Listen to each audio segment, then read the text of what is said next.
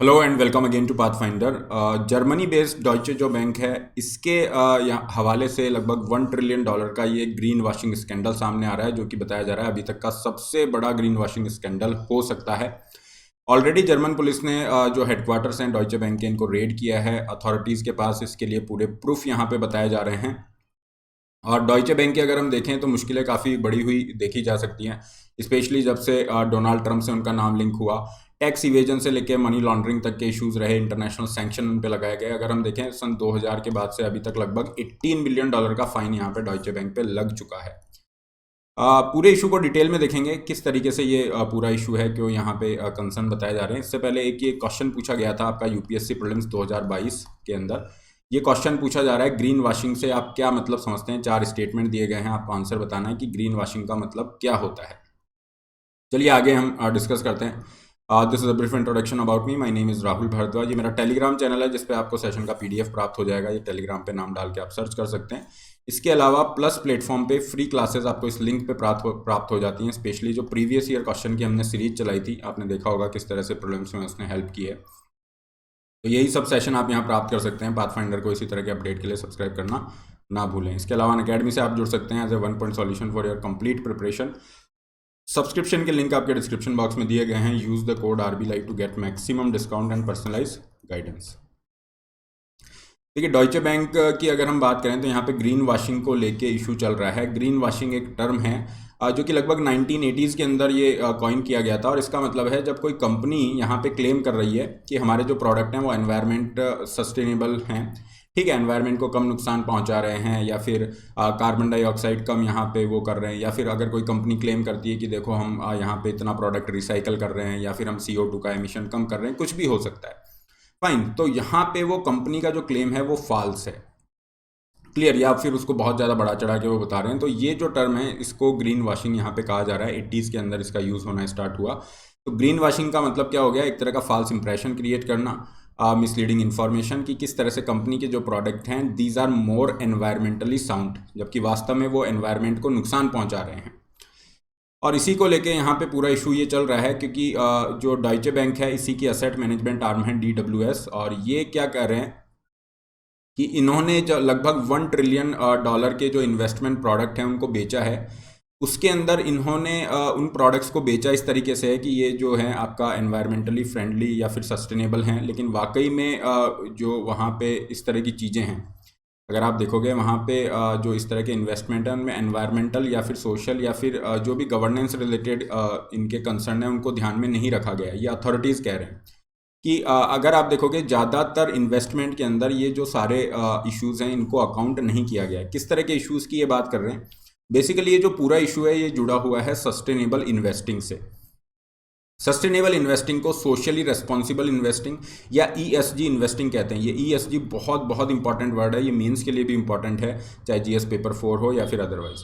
तो ESG investing जैसा नाम से पता चल रहा है, E फॉर एनवायरमेंटल। तो ये क्या करेंगे, ये ऐसे जगह पे इन्वेस्ट कर रहे हैं, ऐसी कंपनीज में, ऐसी इंडस्ट्रीज में इन्वेस्ट कर रहे हैं जो क्या कर रही हैं, एनवायरमेंटली सस्टेनेबल है, मतलब क्लाइमेट चेंज, ग्लोबल वार्मिंग, इन सब का ध्यान में रखते हुए अपने प्रोडक्ट्स को ला रही हैं। फिर हम देख रहे हैं कि सोशली, ठीक है ना, सोशल यहाँ पे एस्पेक्ट को देखने का मतलब है कि वो कंपनी जो है बेसिकली उसके जो स्टेक होल्डर हैं उनमें कितना कंट्रीब्यूट कर रही है, अपने प्रॉफिट का कितना हिस्सा सोसाइटी के वेलफेयर के लिए लगा रही है, क्लियर, ये सारी चीज़ें। फिर यहाँ पे गवर्नेंस रिलेटेड हैं, स्पेशली कॉर्पोरेट गवर्नेंस की ये चर्चा कर रहे हैं। तो वो कंपनी कहीं करप्ट प्रैक्टिसेस में इन्वॉल्व तो नहीं है, क्या कंपनी की प्रैक्टिसेस वहाँ पे ट्रांसपेरेंट है, या फिर वो पॉलिटिकल जो भी वहाँ पे सर्किल्स हैं उनको इस तरह से ब्राइब कर रहे हैं और अपने फेवर में कॉन्ट्रैक्ट ले रहे हैं, ये सब चीज़ें। तो इन सब चीज़ों को ध्यान में रख के आप वहाँ पे इन्वेस्टिंग कर रहे हो, जिसे इन्होंने नाम दिया सस्टेनेबल इन्वेस्टिंग या ESG इन्वेस्टिंग, यहाँ पे एनवायरमेंटल, सोशल, कॉर्पोरेट गवर्नेंस के फैक्टर्स रिलेटेड हैं। तो अब ये क्या करते हैं, इन्वेस्टमेंट करने से पहले जनरली क्या होता है, ESG कैटेगरी के जो इन्वेस्टमेंट प्रोडक्ट है उसमें अगर आप इन्वेस्टमेंट दे रहे हैं तो इन सब चीज़ों का ध्यान रखा जाएगा, स्क्रूटनी की जाएगी। और उसी हिसाब से ये जो इन्वेस्टमेंट ऑप्शंस है आपको प्रोवाइड किए जाएंगे। लेकिन यहाँ पे ये जो पूरा इशू हुआ है उसके अंदर यही है कि ये जो डॉइचे बैंक ने अपने ज़्यादातर जो इन्वेस्टमेंट है, लार्ज नंबर ऑफ इन्वेस्टमेंट है, उनके अंदर ये जो ESG क्राइटेरिया है, ये देखिए यहाँ पे लिखा हुआ है ESG factor were not taken into account in large number of investment. हालांकि बहुत ही छोटे लेवल पे इन्होंने इन ESG क्राइटेरिया को ध्यान में रखा, लेकिन लार्ज नंबर ऑफ इन्वेस्टमेंट में इन्होंने इस क्राइटेरिया को ध्यान में नहीं रखा, जबकि इनको ध्यान रखा जाना चाहिए था। ऑलरेडी डॉइचे बैंक का ये जो DWS वाला है, असेट मैनेजमेंट आर्म, इसके ऊपर US की तरफ से भी इन्वेस्टिगेशन चल रही है पूरे इसी इशू पे। और जिस तरह के एविडेंस यहाँ पे मिल रहे हैं उस तरह से यही पता चल रहा है कि this is going to be the biggest green washing scandal to emerge to date. अब इसमें और कुछ क्वेश्चन पूछे जा सकते हैं, सस्टेनेबल इन्वेस्टिंग में क्या होगा अगर कोई यहाँ पे ऐसी संस्था है, ऑर्गेनाइजेशन है जो ह्यूमन राइट के लिए काम कर रही है, ठीक है, या फिर एक अच्छा वर्क कल्चर प्रमोट कर रही है, इथिकल प्रैक्टिसेस को प्रमोट कर रही है, तो वो भी ESG क्राइटेरिया में आपका आएगा, ये ध्यान रखिएगा। इथिकल कॉर्पोरेट कल्चर आ गया, ह्यूमन राइट्स वगैरह, ये सब इसमें आ रहे हैं। केवल रिन्यूएबल एनर्जी या यही नहीं होगा, वो तो हैं ही आपके। अगर कोई रिन्यूएबल एनर्जी में प्रमोट कर रहा है, CO2 का एमिशन कम करने का प्रयास कर रहा है, वो भी सब हैं। लेकिन सोशल और इसके अलावा जो गवर्नेंस के क्राइटेरिया हैं, ये भी आपको ध्यान रखने हैं। So this is all. ESG criteria investor को हेल्प करता है कि वो जो भी उनको इन्वेस्टमेंट में लॉस होते हैं, क्योंकि कई बार क्या होता है अनइथिकल प्रैक्टिस पे फाइन हो जाता है, ये सब चीज़ें, तो इन्वेस्टर के पास में एक सेफ ऑप्शन होता है। वो नहीं चाहते कि यहाँ पे कोई भी ऐसी प्रैक्टिस हो जो क्लाइमेट को या फिर अनइथिकल प्रैक्टिस हो जो नुकसान पहुंचा रही है और हमारा इन्वेस्टमेंट खतरे में पड़ जाए, इसलिए ये ESG क्राइटेरिया के अंदर इन्वेस्ट करते हैं। और काफ़ी सारे म्यूचुअल फंड हो गए या और बहुत सारे जो इन्वेस्टमेंट ऑप्शन है इन्वेस्टर को प्रोवाइड किए जाते हैं ESG क्राइटेरिया के अंदर। तो यहाँ पे आप ESG क्राइटेरिया के अंदर में लोगों को ये सब चीज़ें प्रोवाइड कर रहे हैं, उनको कह रहे हैं कि हाँ ESG इन्वेस्टमेंट ऑप्शन है। और दूसरी तरफ आपने ये जो इन्वेस्टमेंट आपने ऑप्शन प्रोवाइड किए हैं उसमें आपने ESG क्राइटेरिया का ही ध्यान नहीं रखा, तो जो लोग इन्वेस्ट कर रहे हैं उनको आपने क्या कर दिया, खतरे में डाल दिया। तो डेफिनेटली एक अलग तरह का ये पूरा स्कैंडल यहाँ पे सामने आ रहा है। इसके अलावा अगर हम ये टर्म की चर्चा करें, ग्रीन वॉशिंग, यहाँ पे आपने आइडिया लगा लिया होगा। फर्स्ट जो स्टेटमेंट है वो कह रहा है false impression that a company's product are eco friendly and environmentally sound. ये आपका आंसर यहाँ पे हो जाएगा। चलिए इसी के साथ हम लेक्चर को कंक्लूड करते हैं।